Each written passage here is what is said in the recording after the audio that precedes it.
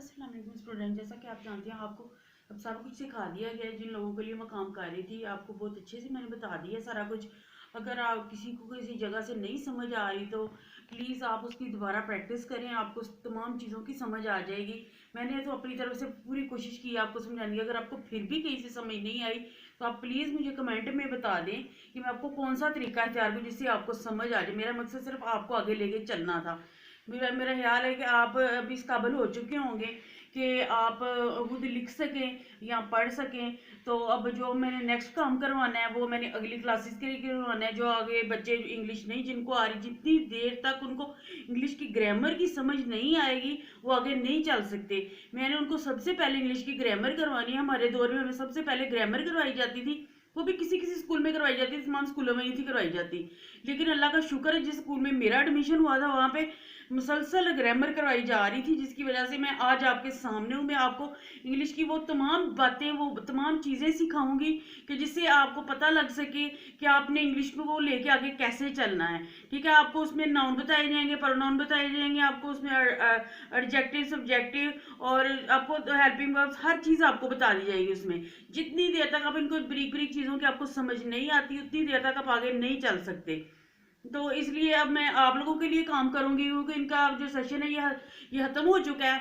तो अब मैं, अगर उन्होंने सीखना है, अगर आगे मज़ीद बढ़ना चाहते हैं तो आए मेरे साथ सीखें, मैं उनको खुद आगे लेके चलूंगी।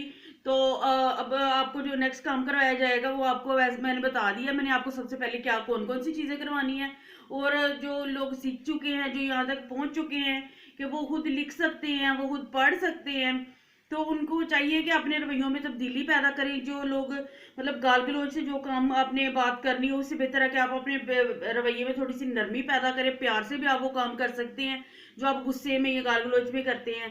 तो आप कोशिश करें कि ऐसा आपका रवैया हो, ऐसा आपका हिलाक हो कि अगला बंदा मुतासर हो और आपका काम आगे से बेहतर हो। क्योंकि देखिए, जो सबसे ज्यादा जो वो दरख्त जो सबसे ज्यादा झुका हुआ होता है, वो किस वजह जिसके साथ सबसे ज्यादा फल लगता है ना, हमेशा वही जो दरख्त है ना सबसे ज्यादा झुका हुआ होता है। अगर अल्लाह ताला ने आपको कोई इल्म दिया है या नॉलेज दिया है या हुनर दिया है, तो आपको चाहिए कि आप उस दरख्त की तरह हो जाए जिसमें इतना ज्यादा फल लगा होता है और वो फिर भी झुका होता है। ठीक है ना। अब देखिए, जो पहले लोग थे वो कुओं का गंदा मैला पानी पी के भी 100 साल तक, 80 साल तक जी लेते थे। और हम बात जो है, हम देख लें, हम जनाब ये फिल्टर वाला पानी पी रहे हैं, फिर भी हम 40-50 साल से ऊपर नहीं जा रहे। हद 60 साल, इससे ज्यादा तो ऊपर कोई जा ही नहीं रहा। आपको यही बताना मकसूद था कि अपने रवैयों में थोड़ी तब्दीली पैदा करें। पहले जो औरतें थी, देखें, वो रात की बासी रोटी खा के भी इतनी इतनी हिम्मत रखती थी। हम ताज़ी रोटी पका के खाते हैं तो लेकिन हम रहते हैं, हम फिर भी बीमार हैं। तो हमें चाहिए कि हम अपने खाने पे भी ध्यान रखें कि हम क्या खा रहे हैं, कैसा खाना है जो हमारे पेट के अंदर जा रहा है, ताकि हम बीमारियों से बच सकें। तो आपको यही बताना मकसूद था। अपने बच्चों का भी ख्याल रखें, अपना भी ख्याल रखें, और अपने बच्चों की सेहत का भी ख्याल रखें, और अपने घर वालों की सेहत का भी ख्याल रखें। आप जो भी चीज़ पकाएं, आप देखें कि ये कौन सी चीज़ है, उसको कैसे पकाना है जो आपकी सेहत के लिए बेहतर हो। उसे बेहतर से बेहतर तरीके से बना के फिर पकाएं ताकि आपको फ़ायदा दे। ठीक है, आपको यही आज बताना मकसूद था। अब नेक्स्ट सेशन कल से स्टार्ट होगा, आपको मजीद पढ़ाया जाएगा। अब स्टूडेंट, अल्लाह हाफिज़।